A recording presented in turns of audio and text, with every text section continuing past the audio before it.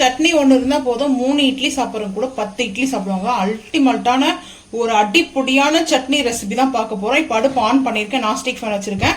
கொஞ்சமாக வந்து பார்த்தீங்கன்னா கீ வந்து சேர்த்துக்கிறேன். ஒரு அரை குழிக்கரண்டி அளவுக்கு வந்து நெய் சேர்த்துருக்கேன். இது வந்து ஆக்சுவலாக நெய் வந்து சேர்க்கறது எதுக்காகனா அந்த ஸ்மெல்லு நல்லாயிருக்கும்.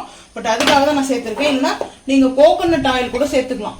ஸோ நான் வந்து கீ தான் ஆட் பண்ணிக்கிறேன். ஸோ இப்போது தேங்காய் கொஞ்சமாக வந்து ஒரு 3 பீஸ்க்கு வந்து கோகோனட் வந்து சேர்த்துட்டு க்ரீன் சில்லியும் சேர்த்துக்கிறேன். க்ரீன் சில்லி அதுக்கப்புறம் வந்து பூண்டு சேர்த்துட்டு சாட்டேஜ் பண்ணிக்கலாம். நல்லா ஸ்மெல்லு வந்து பார்த்தீங்கன்னா கீயோடைய ஸ்மெல்லு அப்படி இருக்குதுங்க ஸ்மெல்லு. ஸோ அவ்வளோ அட்டகாசமாக இருக்குது. நல்லா சாட்டேஜ் ஆகட்டும். சாட்டேஜ் ஆனதுக்கப்புறம் பார்த்துக்கலாம். நல்லா சாட்டேஜ் ஆகிட்டு இருக்குது. இப்போது காஞ்சி மிளகாய் நான் கூட சேர்த்துருக்கேன். காரத்துக்கு வந்து பார்த்தீங்கன்னா பச்சை மிளகாய் வந்து ஆட் பண்ணியிருக்கேன். கலருக்கு வந்து பார்த்தீங்கன்னா அதில் கொஞ்சம் அந்த ரெட் கலர் வரும். ஸோ சட்னியில் வந்து பார்த்தீங்கன்னா ஸோ அதனால தாங்க நான் சேர்த்துருக்கேன். இப்போ வேர்க்கடலை வந்து சேர்த்துக்கலாம். வேர்க்கடலை வந்துட்டு தேவையான அளவுக்கு சட்னிக்கு வேர்க்கடலை சேர்த்துட்டு இப்போ அப்படியே சாட்டேஜ் பண்ணிக்கலாங்க. ஆற வச்சுட்டு நம்ம வந்துட்டு அரைச்சிட்டு வரணும். இது கூட வந்து லைட்டாக ஒரே ஒரு 2 பிஞ்ச் அளவுக்கு, ஒரு பிஞ்ச் இல்லை ஒரு 2 பிஞ்ச் அளவுக்கு வந்துட்டு புளி ஆட் பண்ணிக்கணும். இந்த டேஸ்ட்டு வந்து பார்த்தீங்கன்னா அவ்வளோ சூப்பராக இருக்கும் இந்த சட்னியோட டேஸ்ட்டு. ஸோ இப்போது நான் வந்து எடுத்துருக்கிற பீனட் வந்து பார்த்தீங்கன்னா ரோஸ்ட்டு பீனட் தான் எடுத்துருக்கேன். ஸோ வறுத்து வேர்க்கடலை தான் நான் ஆட் பண்ணியிருக்கேன். நீங்கள் வந்து வறுக்காமல் சேர்த்திங்கன்னா ஃபஸ்ட்டு ஆயிலை வந்து சேர்த்துட்டு இல்லை கீயை கூட சேர்த்துட்டு கூட ரோஸ்ட் பண்ணிக்கோங்க. எனக்கு அந்த மாதிரி பிடிக்காது. ஸோ நான் வந்து பார்த்தீங்கன்னா ரோஸ்ட் எடுத்து தான் எடுத்திருக்கேன். இப்போ ஹை ஃப்ளேம் பண்ணியாச்சு. சூப்பராக இந்த சட்னி வந்து பார்த்தீங்கன்னா அவ்வளோ டேஸ்ட்டாக இருக்குங்க. ரெடி ஆகிடுச்சு. இப்போ நம்ம அடுப்பு ஆஃப் பண்ணிவிட்டு இப்போது கொத்தமல்லி வந்து பார்த்தீங்கன்னா இந்த டைமில் அப்படியே சேர்த்துக்கலாம். ஏன்னா கொத்தமல்லி வந்து வதங்கக்கூடாது, ரொம்ப வதங்கக்கூடாது, அதே போல் வதங்காமலும் இருக்கக்கூடாது. ஸோ அதனால தாங்க இந்த ஹீட்லேயே கொத்தமல்லி வந்து பார்த்தீங்கன்னா வதங்கிடும். ஸோ இது ஆறுனதுக்கப்புறம் பார்க்கலாம் வாங்க.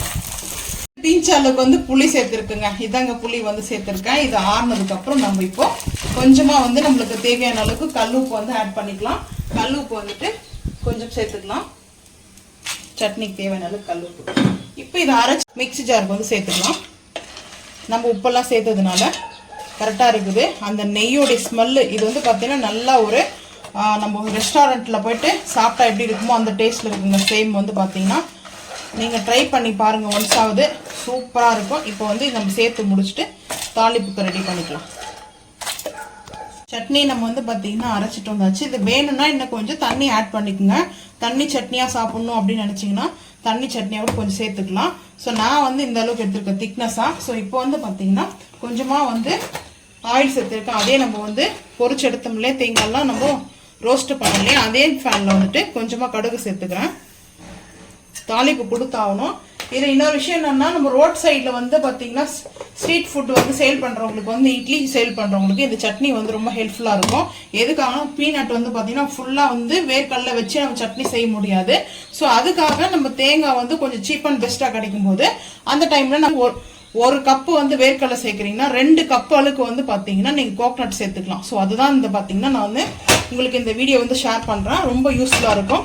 கடுகு பொரிய ஆரம்பிக்குது. கடுகு பொரிய ஆரம்பிக்கும் போது பெருங்காயம் கொஞ்சம் சேர்த்துக்கலாம்.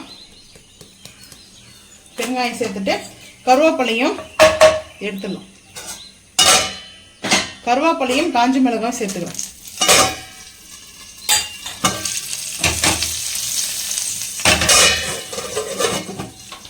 ஸோ இப்போ வந்து அப்படியே சேர்த்துக்கலாங்க. தாளிச்சாச்சு.